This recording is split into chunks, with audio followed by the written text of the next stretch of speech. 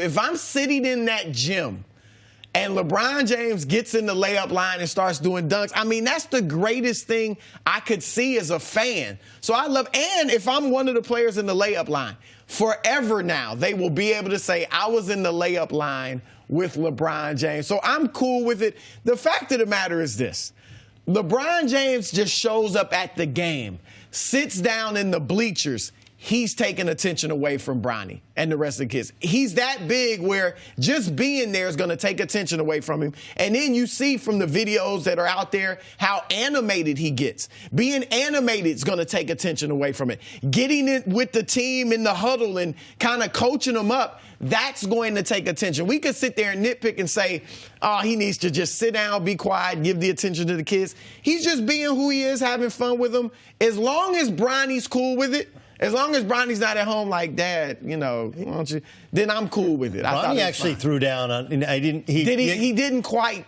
He missed one, right? Did he try to throw down a dunk? He made one earlier, a week ago or so? No, he missed one a week ago or so in a game. In a game, yeah. But he actually made one in layup line, throwing it up to himself. Oh, he did it? Yeah, he threw one down. Like, look, there's a bunch of. First of all, the most dated rule in sports has been eliminated, at least in college basketball, which you can now dunk when the refs are out there. Like, refs are out here, you can't dunk anymore. We weren't allowed to dunk when I played high school. I would have been dunking on the show. Yep. Well, no, I mean, but look, there used to be a use before breakaway rims, before they fixed the backboards. You ran the risk of, and he's not hanging on the rim there. It is weird. It is kind of. I can get why people might say it's a little weird. Like, dude, really? Like you? I think that's so special. I'm with you. Imagine you're a kid. Oh my God. Imagine you're a high school kid and the greatest player on the planet. I get all that. So if Beyonce's kid's ever given a performance, do you think Beyonce's going to grab up and grab the mic and warm up a couple bars? If I was trying to dance, I can't dance, and Beyonce was standing next to me, I would talk about that moment for the rest of my life. Yeah, like a school talent show, and her kids are up there dancing, and Beyonce goes up there and dances with them. I think here's all the takeaway that you should use. Okay, I coach youth basketball. Coach my son. We have an AAU program. My dad, my late father, had run for 30 years. Is he yelling at the refs? Right? Is he a positive or negative influence on the game? He's not yelling at the refs. He's not chastising them. Not chasing them off the floor. He's not, MFing his kids up and down. AAU mom, he said. He said in barbershop. He got into it with an AAU mom. But what was it over? What was the context of it? Right? Was it somebody complaining about my kid not getting enough shots or whatever?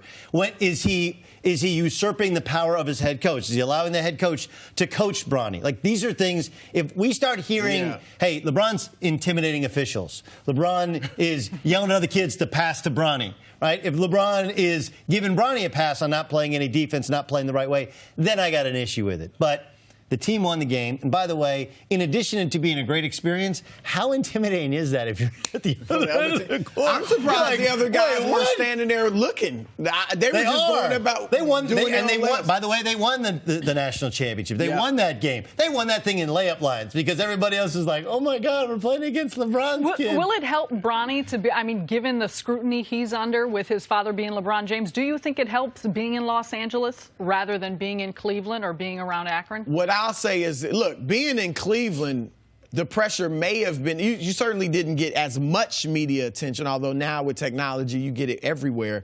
But being in Cleveland, Akron, going to the same high school as LeBron, that would have been maybe more pressure than what he's going to face in L.A. But here's the thing, and I say this about the Balls. Because their dad, obviously not LeBron, but he puts that type of pressure on them with his proclamations. Looking at Lonzo, it looks like, for all his flaws, he can handle pressure. He can handle the big stage. Some of his best games were Madison Square Garden for the first time, against LeBron for the first time. So I think he's used to playing under pressure because of all the proclamations his dad made. Now I look at that with LeBron Jr., because for his whole life, he's been LeBron Jr., and everybody's compared him to his dad. Maybe that will enable him to handle pressure like very few other kids can. And this is really unprecedented. You know, like I called Michael Jordan's kids' games, but Michael Jordan wasn't at the games. He wasn't as active. He wasn't helping coach AAU basketball. And they were not. He's a top 25 player in his class. Right. Bronny. They were not that good they were good, but not on that level. Completely correct. They were not even close. They were, barely Division I players, really. Yep. And so we have not had the son of other kids. Now, in Los Angeles, you got Scottie Pippen's kid, you got Kenny Martin's kid, you have other kids now of former NBA stars. And I think the fascinating thing is going to be, wait till you see whether the high school that he picks and the AAU team they put together. Because all these kids have been moving or coming to L.A. with the private schools and playing AAU basketball for years for there. And now how are you going to turn down the chance to play for LeBron James' son's team, Bronny's team, when LeBron is going to pick up the phone and say, do you want to play for our AAU team, right? I mean, do you want to, who's going to say no to that? So it's going to be fascinating. Will it help or hurt Bronny? Doesn't really matter. There's going to be, no matter where he goes, he's LeBron James' son, and he has chosen to play a sport that LeBron James has dominated for the better part of the last decade. This is not a choice for him. This is his lifestyle. Does it get magnified in L.A.? It does, but it's just different. Just because it's bigger doesn't mean there's more attention. It's still high school basketball, but it is the biggest high school basketball stage on earth now is Southern California. The interesting thing, too, is we've never seen like a super great player have a super great That's son. what I'm saying. Is it maybe Barry Bonds and Bobby Barry Bonds? Bobby Bonds and Barry Bonds, King Griffey Jr., but neither of them obviously was on LeBron's level. Calvin Hill, football, Grant Hill, basketball. Jalen Rose and his dad a little bit, but there wasn't a relationship there, right? Exactly. Like, Magic's son doesn't play ball. Michael's Jordan's didn't make it. Shaq's Larry is Bird good, didn't have one. Shaq's is going to UCLA, but he might not be as he won't be like a Shaq. Like Will Bronny, just making it would be unusual, making it to the NBA and being a really good player. But if he becomes like a perennial all-star, like a star in the NBA, that would kind of be unprecedented. Thanks for watching. Subscribe here to get the latest from the show. Also, be sure to check out more of the best clips from First Things First, or go watch a few segments from our other shows on FS1.